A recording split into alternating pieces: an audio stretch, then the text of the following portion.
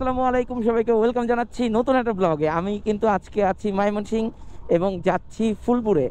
ফুলপুর কিন্তু ময়মনসিংহ থেকে মোটামুটি 30 কিলোমিটারের মতো, এবং ফুলপুর কিন্তু ময়মনসিংহের ওয়ান অফ দ্য মোস্ট বা বড় একটা উপজেলা ছিল, কিন্তু সেটা এখন ভেঙে ফেলছে। সেটা এখন ভেঙে তারাকান্দা উপজেলা এবং ফুলপুর উপজেলা করছে।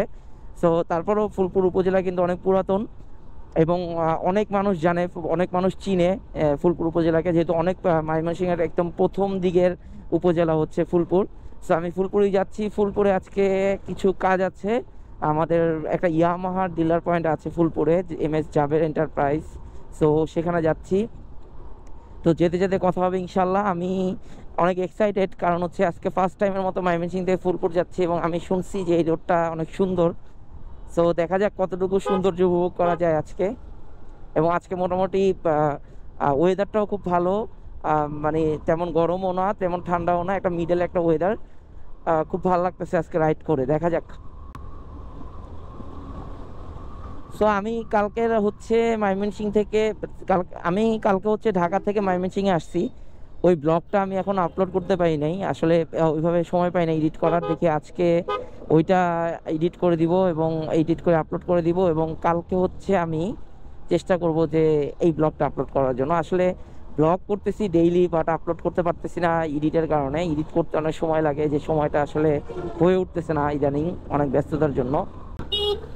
আমি একে তো ফুলপুরে কোনো সময় যাইনি, আজকে যাচ্ছি গুগল ম্যাপ দেখে দেখে। আমি যাই না যে গুগল ম্যাপ আমাকে কোন জায়গায় নিয়ে ঠেকায়। আর একটা বড় বিষয় হচ্ছে এই রোডে CNG আর অটো যেভাবে চলে, দেখলে আসলে আপনাদের ভয় লাগবে আর কি। আমারই ভয় লাগতেছে, কারণ তারা এত রিক্সি ওভারটেক করতেছে এবং হচ্ছে এত স্পিড থাকে তাদের এক একটা অটোতে, যে পরিমাণে স্পিড নিয়ে তারা ওভারটেক করে। আবার বাবা, আমি দেখা তোমার মাথা নষ্ট। কিছুক্ষণ আগে একটা অ্যাক্সিডেন্ট হতে নিয়েছিল দেখলাম, এই ব্রিজটার নাম আমি জানি না, মানে একটা ট্রাক যাচ্ছিল, একটা অটো এমনভাবে ওভারটেক করতে নিছে যে আসলে আরেকটু হইলে সে বড় একটা অ্যাক্সিডেন্টের সম্মুখীন হইতো। তো যাই হোক, পরে ট্রাকওয়ালা আবার অটোওয়ালা থামায় খুব বকাবকি করতেছিল। যাক, এখন আমি একটু হাইওয়ের দেখা পাইলাম, মোটামুটি অনলাইনের রাস্তা। আমি যতটুকু জানি এবং খবর নিলাম যে এই রাস্তাটাতে অ্যাক্সিডেন্ট হিস্টোরি অনেক বেশি, প্রচুর বেশি। কিছুদিন পর পরে এই রাস্তাতে অ্যাক্সিডেন্ট হিস্টোরি হয়, এবং বেসিক্যালি দেখা যায় যে ট্রাক এবং হচ্ছে অটো বা CNGর সাথে এই অ্যাক্সিডেন্ট হিস্টোরিটা বেশি হয়। ফুলপুর নামটাই সুন্দর, আশা করি জায়গাটাও সুন্দর হবে। বাট হচ্ছে আমি যতটুকু শুনছি জায়গাটা এখনো বেশি আপডেট হতে পারে নাই, এখনো অনেক ব্যাকডেটেড একটা জায়গা। সো ওই জায়গাটা গেলে বলা যাবে যে একটা গ্রামের নাকি পুরোপুরি একটা ফিল ওইখানে গেলে পাওয়া যায়, লোকমুখে শোনা আর কি। সো ওইখানে গেলে বুঝে যাবে যে আসলে গ্রামের ফিল পাওয়া যায় নাকি শহরের ফিল পাওয়া যায়। যে আমি যেহেতু যাচ্ছি, অবশ্যই আমি আপনাদেরকে দেখাবো আজকে ফুলপুরটা আসলে কেমন। তো আমি আজকে ফুলপুরে যাচ্ছি ঠিকই, কিন্তু আমি আবার ফুলপুর থেকে ব্যাক করব, আমি আবার ময়মনসিংহে আসবো। তো আমি চাচ্ছি একটু সকাল সকাল যেতে এবং সকাল সকাল গিয়ে আবার বিকাল বিকালে রওনা দেওয়ার জন্য। ও মাশাআল্লাহ মাশাআল্লাহ, কি সুন্দর লাগতেছে জায়গাটা, সেই অসাধারণ। আগে নাকি ফুলপুরে একটা নদী ছিল, আমি নদীটার নাম ভুলে গেছি। আমি শুনলাম যে ফুলপুরে একটা নদী ছিল, নদীটা নাকি এখন মরে গেছে। তো ওই নদীতে নাকি এখন অনেক চাষাবাদ হয় আর কি। আর হচ্ছে আমি যতটুকু আরো খোঁজ নিলাম যে ফুলপুর মনে হয় একটা কৃষি প্রধান উপজেলা, যে আসলে এখানে বেশিরভাগ মানুষই কৃষির উপরে নির্ভরশীল।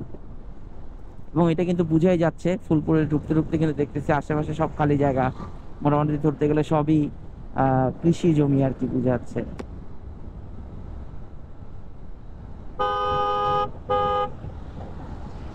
মাশাআল্লাহ। এখন আছি খামার বাজার, এই জায়গাটার নাম হচ্ছে খামার বাজার।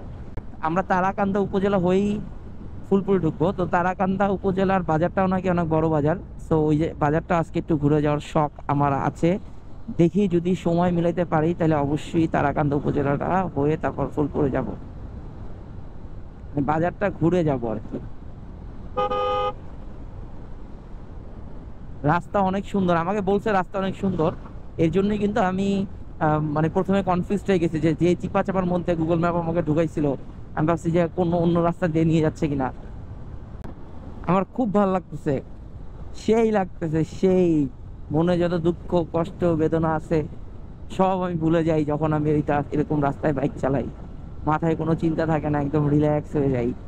আসলে বাইকের মানে বাইক একটা ছেলে মানুষের জন্য যে বাইক কতটা জরুরি সেটা একমাত্র একটা ছেলে মানুষই বুঝে। হাজার দুঃখ কষ্ট বেদনা যা আছে, যত চিন্তা আছে দুশ্চিন্তা আছে, সব কিছু কিন্তু বাইক রাইডের সময় ভুলে যাওয়া হয়। হে আল্লাহ, আরে বাবা রে বাবা, বিশাল জ্যাম দেখতেছি, বাম দিয়ে ঢুকে যেতে বলতেছে। সোজা পুরাটাই জ্যাম, বাম থেকে গুগল ম্যাপ দেখাচ্ছে রাস্তা। আচ্ছা বাম থেকে আমি যাই, এই থেকে এটাই মনে হয় তারাকান্দা বাজার আর কি। এখানে মনে হয় গরুর হাট বসে, বুঝা যাচ্ছে।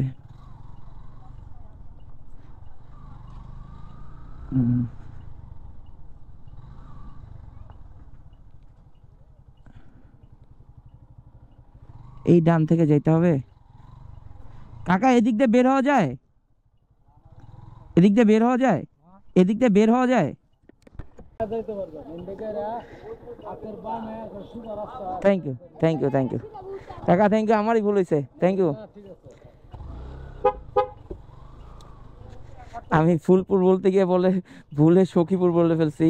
কাকা কনফিউজড হয়ে গেছে, আমিও কনফিউজড হয়ে গেছি। পরে আবার মনে পড়লো যে এটা তো ফুলপুর। আর যাই হোক, পুরো বাজারের মধ্যে দিয়ে বাইক চালাচ্ছি, অন্যরকম একটা ফিলিংস।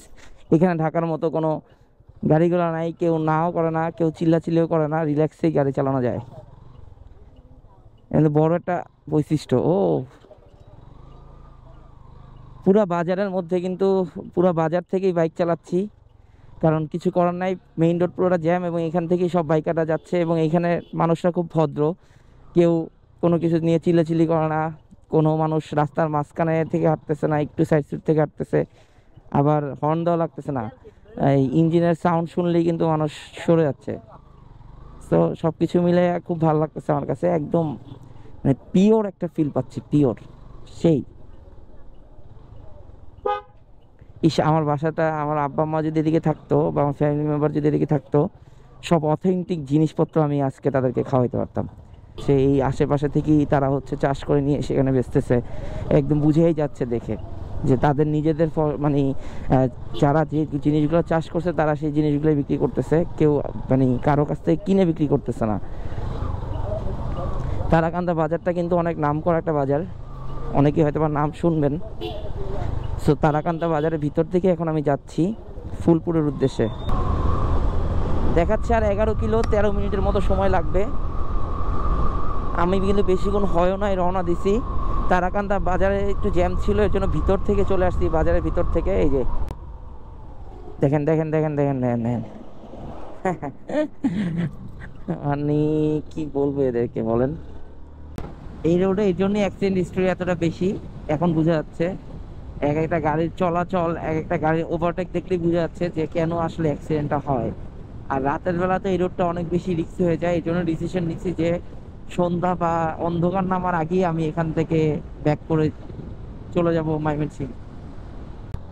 যত দূর চোখ যাচ্ছে, যতক্ষণ বাইক চালাচ্ছি, মনে হচ্ছে যে আসলে যেতে থাকি আর এরকম অপরূপ সৌন্দর্য দেখতে থাকি, এরকম মনে হচ্ছে। কারণ মানে জায়গাগুলো এত সুন্দর, আলহামদুলিল্লাহ। আমি জানি না ক্যামেরাতে কতটুকু বোঝা যাচ্ছে, বাট আমি বাইক চালাচ্ছি সর্বোচ্চ 50-60, আমি খুব উপভোগ করতেছি আশেপাশের জায়গাগুলোকে।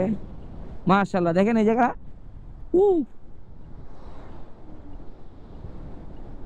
সেই। এভাবে রাস্তা দেখতে দেখতে ফুলপুর জাবের মোটরসে পৌঁছে গেলাম এবং সব কাজ শেষ করে আবার ময়মনসিংহের উদ্দেশ্যে রওনা হলাম।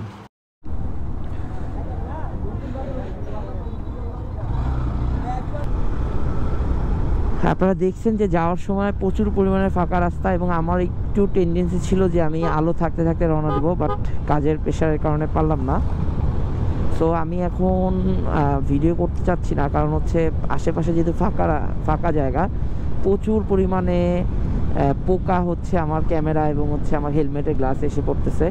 সো এটা নিয়ে আমি তেমনি চিন্তায় আছি। তার মধ্যে হচ্ছে যে এই রাস্তাটা একটু রিস্কি। সো এখানে গাড়ি চালানোর সময় কথা বলতে বলতে বা ভিডিও করতে করতে যাওয়াটা একটু রিস্ক হয়ে যায়। এর জন্য আমি আপাতত আজকের জন্য এই ব্লগটা এখানেই শেষ করতেছি। আর যেহেতু অলরেডি রাত হয়ে গেছে, সামনে কিছু দেখা যাচ্ছে না, সেই জন্য আজকের ব্লগটা আমি এখানেই শেষ করতেছি। ইনশাল্লাহ নেক্সটে আবার একটা ব্লগে দেখা হবে। ততদিন ভালো থাকবেন, সুস্থ থাকবেন। আল্লাহ হাফেজ।